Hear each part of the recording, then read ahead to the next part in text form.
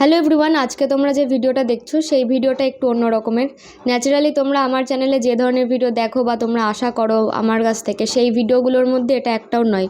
তোমাদের ওপর আমার ভীষণ একটা ক্ষোভ বা একটা খারাপ লাগার জায়গা থেকে আমি এই ভিডিওটা করতে বাধ্য হচ্ছি। তোমরা হয়তো দেখেছো যে লাস্ট আমার যে ভিডিওটা ছিল আমার দুটো জুনিয়র, তাদের আগে যে ভিডিওটা ছিল সেই ভিডিওটা আমি অ্যাটলিস্ট ইউটিউব থেকে ডিলিট করতে বাধ্য হয়েছি। ওই ভিডিওতে মোটামুটি তোমাদের যা ইনফরমেশান দেওয়ার, খুবই ছোট্ট একটা ইনফরমেশান দেওয়ার ছিল, সেটা দেওয়ার পরে সেখানে আমি বলেছিলাম যে আমার একটা ওয়ার্কশপ করানোর ইচ্ছা আছে তোমাদের সাথে।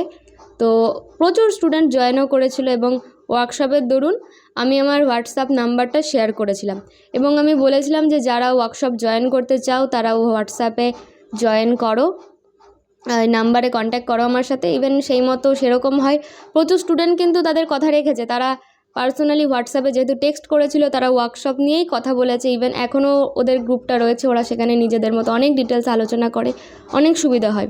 কিন্তু অ্যাটলিস্ট হোয়াটসঅ্যাপ নাম্বারটা শেয়ার করার পরে আমার যে প্রবলেমটা এলো, প্রচুর প্রশ্ন।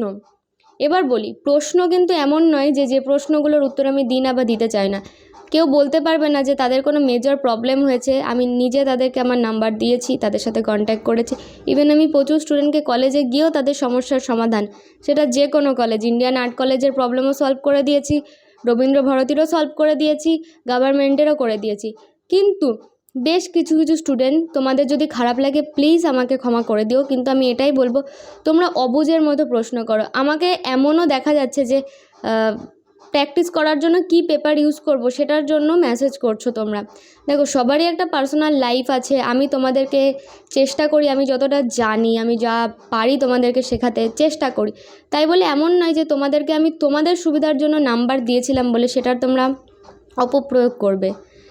এরকমই হচ্ছে, মানে আমি যদি 50% স্টুডেন্ট ওয়ার্কশপের জন্য পেয়ে থাকি, আর ওয়ার্কশপ আমি ফ্রি অফ কস্ট করিয়েছিলাম, এবং বাকি কিন্তু আমার কাছে অর্ধেকই মেসেজ আছে যার কোনো কারণ হয় না। ইভেন আমি একটা প্রশ্নের উত্তর দিতে দিতে পাগল। তোমরা কি আমাকে এইভাবে মেসেজ করছো পার্সোনালি যে এসেতে কি টপিক দেওয়া হবে? আমি সত্যি কথা বলতে, আমি যখন এন্ট্রান্স এক্সাম দিই তখন আমি জানতাম যে একটা কিছু লিখতে দেবে, কি লিখতে দেবে তাও জানতাম না। ইভেন ড্রয়িং কিভাবে করতে হয়, লাইন ড্রয়িং কী করতে হয়, কিচ্ছু জানতাম না। এখন নয়, অনেকে ইউটিউবে এসেছে এবং আমি ইউটিউবে কাজ করার জন্য আগে পিছিয়ে অনেক গালি খাই বা অনেকে পিছিয়ে অনেক কথা বলে, অনেকে এরকম রয়েছে, তো সেটাতে আমার কিছু যায় আসে না। আমি চেষ্টা করি আমি যে প্রবলেমগুলো সাফার করেছি সেগুলো তোমাদের সাথে শেয়ার করার, তোমাদের যাতে প্রবলেম না হয় যতটা সম্ভব গাইড করার। কিন্তু তোমরা সেটার অপব্যবহার করে, আমি তোমাদের ভালোর জন্য আমার ফোন নাম্বারটা দিয়েছিলাম, কিন্তু লাস্টে তোমরা এমন শুরু করলে, এমন স্টুডেন্ট এমন শুরু করলো, আমি লাস্টে বাধ্য হলাম ভিডিওটা ডিলিট করতে যাতে কেউ আমার নাম্বারটা না পায়।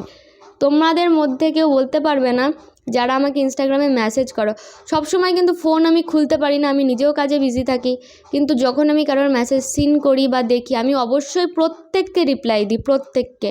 আর ফেসবুক আমি ভীষণ কম খুলি বলে ফেসবুকে তোমরা আমাকে পাও না। ইউটিউবে কমেন্টেরও উত্তর দিই, ইনস্টাগ্রামে ইচ অ্যান্ড এভরিওয়ান আমার কাছ থেকে রিপ্লাই পাই যদি আমি সেটা সিন করে থাকি।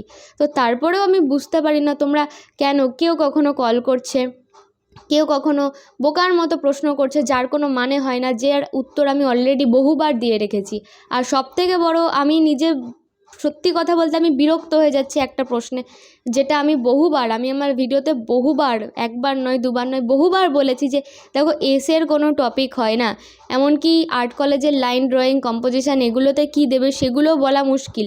সাপোজ আমি ধরো বলে দিলাম অ্যাপ্লাইড আর্টে তোমরা নর্মালি কিছু পড়ে আসবে যে বিজ্ঞানের অভিশাপ না আশীর্বাদ বা এই ধরনের প্রশ্ন, আর হট করে দিয়ে দিল যে আগের বছর যেরকম হয়েছিল ইন্টারঅ্যাক্টিভ মিডিয়া কাকে বলে। তো তখন কি এসে তোমরা আমাকে ধরবে, দিদি তুমি এটা বললে এটা এলো। তো আমি কেন তোমাদেরকে ওরকমভাবে একটা প্রবলেমজনক বিষয়ের মধ্যে ফেলে দেব? তো সেটা তো তোমাদের বোঝা উচিত। আমি যথেষ্টভাবে বারবার করে তোমাদেরকে একটা কথাই বলছি যে এমন কিছু আসবে না যেটা তোমরা পারবে না। বিজ্ঞান আশীর্বাদ না অভিশাপ, তোমার একটা দিনের এক্সপিরিয়েন্স, একটা ঝড়ের রাতের এক্সপিরিয়েন্স, লকডাউনের এক্সপিরিয়েন্স, এরকম কিছুই আসতে পারে। মানে কি আসবে বলা মুশকিল, কম্পোজিশনেরও সাবজেক্ট কি আসবে বলা মুশকিল। এগুলো তোমরা প্লিজ একটু বোঝার চেষ্টা করো। আমি প্রচুর স্টুডেন্টকে, ওরা আমাদেরকে পার্সোনালি, আমি ওদেরকে নাম্বার দিয়েছি, কেউ অ্যাডমিট ডাউনলোড করতে পারছে না, কারোর ফর্ম ফিল আপে এই প্রবলেম হচ্ছে, কেউ বলতে পারবে না আমি তাদেরকে হেল্প করিনি। কিন্তু তোমাদেরকে নাম্বার দিয়ে তো মানে উল্টে আমি এখন আমার নিজের বিপদ ডেকে এনেছি। আমি মানে 5 মিনিট কিছু দেখতে পাচ্ছি না, বসতে পারছি না, একই প্রশ্ন। এমন নয় যে কোনো সিরিয়াস প্রবলেম নিয়ে আসছে। সিরিয়াস প্রবলেম নিয়ে যারা আসছে তাদের প্রবলেম তো অলওয়েজ সলভ করছি, কিন্তু এই যে যারা বোকার মতো বিহেভগুলো করছে, আমি যতই বলছি যে দেখ বাবু এটা মানে সম্ভব হচ্ছে না, তোদেরকে কি গাইড করব, আমি কি বলবো, কি সিলেবাস আছে এটার কি বলবো, আমার কাছে তো নেই, তবু তারা একই মানে ওদের একটাই যে কিছু বলো, কিছু সাজেশান দাও। আমার চ্যানেল থেকে তোমরা যা সাজেশান পাও আমি লিখে দেবো, এরকম সাজেশান অন্য কোথাও পাবে না। কেউ বলবে না এরমভাবে আর্ট কলেজের এতটা ডিটেল সম্পর্কে।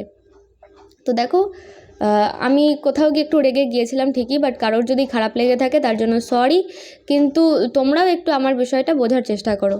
তো পরশুদিন রবীন্দ্রভারতী ইউনিভার্সিটির আর্ট কলেজের ফার্স্ট এন্ট্রান্স এক্সাম 8 তারিখে আমি কলেজে যেতে পারছি না। 9 তারিখ থেকে আমার সেমিস্টার শুরু, 9 তারিখে আমি থাকছি, কিন্তু যদি তোমরা মনে করো আমার সাথে দেখা করবে তবে সেটা 4:30 পর, কারণ 4:30 আমার থিওরি এক্সাম শেষ হবে। এক্সাম দিয়ে বেরোতে আমার যতক্ষণ সময় লাগে, আই থিঙ্ক দেখা হবে।